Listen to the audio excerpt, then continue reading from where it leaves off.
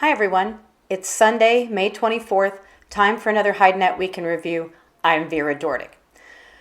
So this week saw the global hide market in pretty much a holding pattern, which is not necessarily good news, mainly because this means that the overall economic recovery is coming very slowly.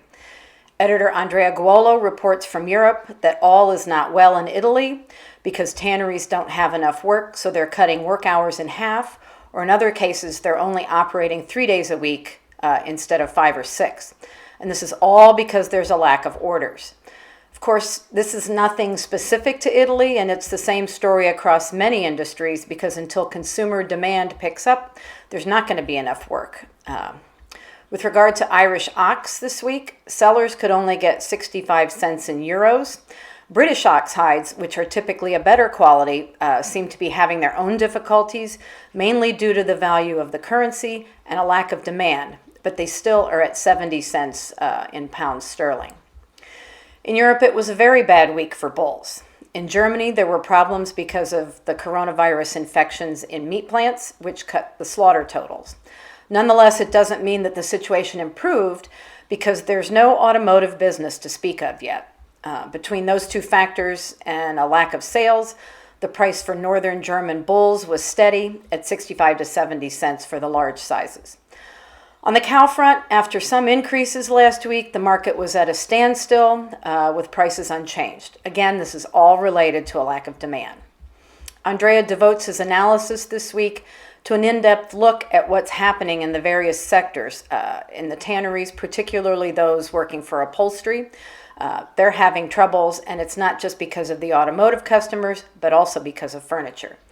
He gives an overview of some big developments with regard to sheep and goats, which are really affecting certain African and Middle Eastern origins, so you'll want to have a look at that.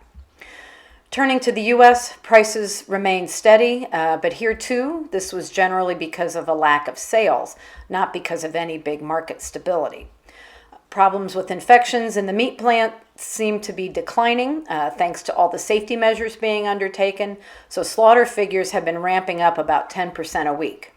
Here in the U.S., it's the Memorial Day holiday weekend, and because, as we mentioned last week, it's typically the start of the unofficial barbecue season. And while packers have said they can't be at full capacity for a couple of months, given the safety measures in place, the numbers are still going to be plentiful as meat demand should be fine. Just this week, some of the hardest hit states like New York have eased, and now we can have small gatherings of up to 10 people, which means that smaller parties and family events are going to start back up. Looking at the price of regular weight heavy Texas steers, it was steady, with prices again at $16 for seasonal weights. However, a lighter weight selection was reported to sell at a little bit higher price at $17. In fact, this week we're showing you the trend in Texas on this chart, so you can see that it leveled off a number of weeks ago, and it stayed that way actually. Turning to the cow sector, prices are still low, and in many cases they're below break even. Turning back to slaughter, the total this week crept up to 550,000. This was an increase of 11%. With regard to export sales, the combined numbers were up again, but they were still pretty low at 373,900. Combined shipments were marginally higher at 479,000, but this is again far below where they ought to be given the sales of the past few months.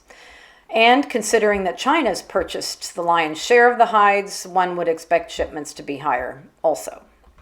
From South America, editor Ronald Guiel reports from Brazil that, like in other parts of the world, prices were unchanged for the week, and again, because of lack of business. Fresh hides were steady at 49 cents in reals per kilo, while the price in dollars was 9 US cents. TR1 was stable at 53 cents per square foot, although there are anecdotal reports from Europe of lower prices. Among the other news stories from Brazil, JBS is reactivating its plants in Mato Grosso. Marfrig recorded its first quarter net revenues of 13.5 billion reals, which was an increase of more than 26% over last year. From elsewhere in Latin America, Colombia Moda is going to be presented as the Digital Fashion Week at the end of July. Paraguay's slaughter was lower in April, and Uruguay's beef and leather exports saw some major declines. So that's all the news we have for today. Have a good night. Good night from HideNet.